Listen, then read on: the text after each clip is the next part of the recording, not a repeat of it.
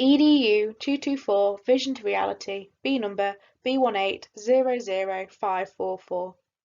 The intention of this video is to discuss my educational ideology with reference to current practices in the UK and across the world.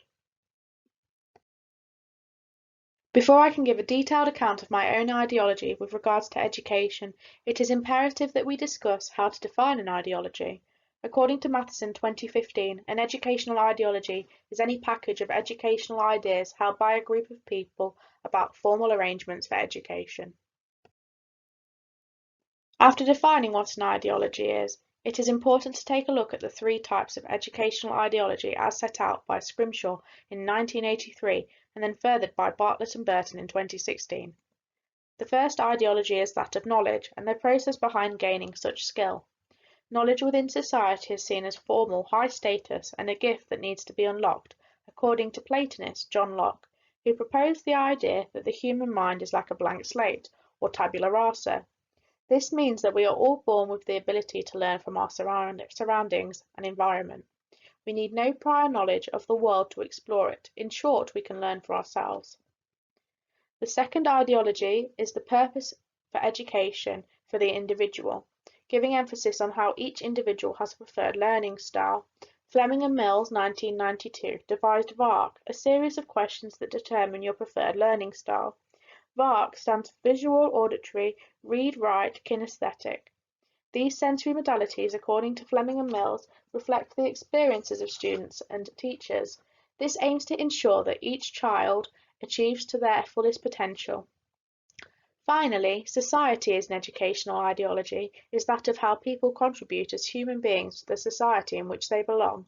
Societal skills include interpersonal development, creativity, flexibility, and being able to adapt to different environments. These skills are seen as very beneficial to society. According to Parsons 1999, education is a cornerstone of society and is required in order for it to function to its fullest potential. Before studying for this module, my personal ideology was very basic and underdeveloped, based upon my own school and placement experience, whereby knowledge was held above individuality. I saw the education system as a concept that valued quantity of knowledge over quality, exams over experience, and classroom-based learning over exploring an individual's surroundings. However, after studying EDU224, I feel my personal ideology has developed a great deal, where I see education as something that can encompass creativity and individuality. For this reason, I would say that my educational ideology does not align with current government policy. Now that the purpose of education has been outlined, I want to begin to develop my ideology around education. I believe my ideology strays away from a wholly knowledge-based system that the UK government endorses, opting for a more Finnish approach, whereby the individual stance is taken. I believe education should be based upon three main principles, the first being individuality. Secondly, I believe creativity should be incorporated into the curriculum to expand the interests of the individual. As well as this, I believe experience-based learning is a more effective way of educating young minds and why this should be implemented. From looking at the 2018 reading test conducted by PISA, Finland scored 520 points, a high score compared to a general average of 487 points according to the OECD 2018. Looking at the UK's reading score of 504 points, it could be suggested that starting school at an early age and pushing for a solely knowledge-based curriculum is not the most effective way for teaching children the abilities to do activities such as reading and writing. However, from looking at the chart, we can see that China scored 555 points in their reading test, which could suggest that their stance on a knowledge-based education system is not as flawed as it seems. According to Olli Luukkonen, the president of Finland's teaching union, equality is the most important word in the Finnish education. I believe having a creative and individualised curriculum encourages the ability to be well-rounded questioning individuals. By not endorsing standardised testing, where teachers teach the student to pass the test, students feel less exam anxiety, learning from their surroundings whilst being observed by the teacher. Ken Robinson supports this as he believes in the importance of creativity in an individual's daily life. His TED Talk in 2006 discusses how creativity is as important now as key curriculum subjects such as literacy and mathematics, and that it should be seen with equal importance.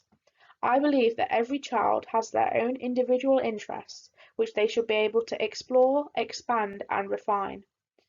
Individuals' interests could include the arts, culinary skills, and sports. Education in my eyes should be child-centred. Dewey believes that for education to be as effective as possible, children should be given the relevant learning opportunities to link prior knowledge and experiences to present content. My ideology closely aligns with both Montessori and Dewey.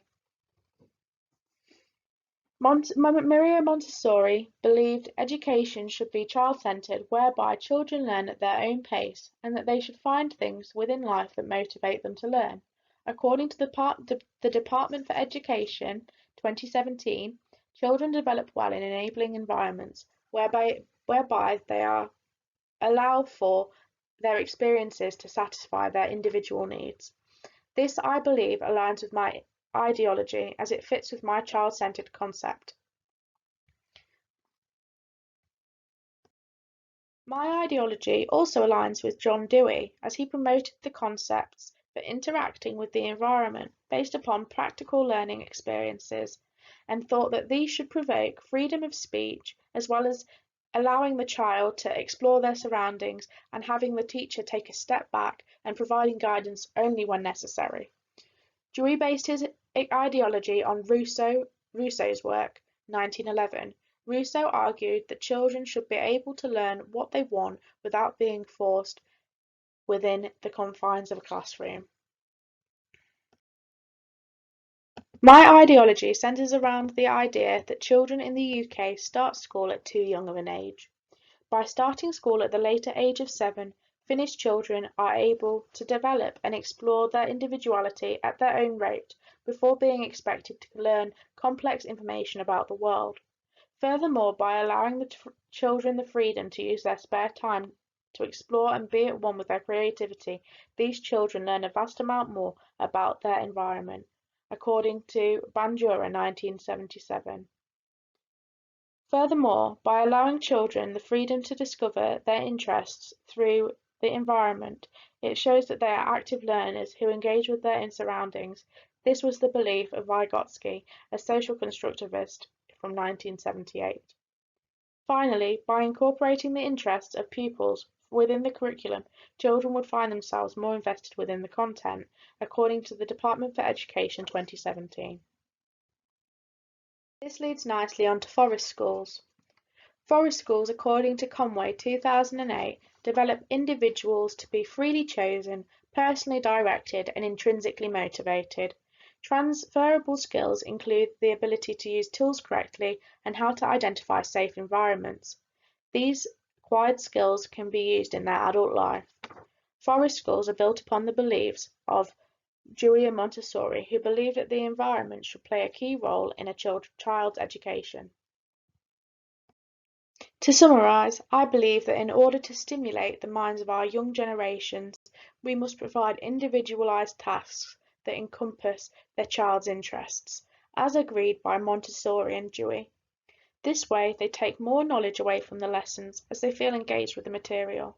In order for children to be engaged during lessons, a hands-on approach should be adopted, doing more physical tasks rather than just sitting at a table and writing from the board. Thank you for watching.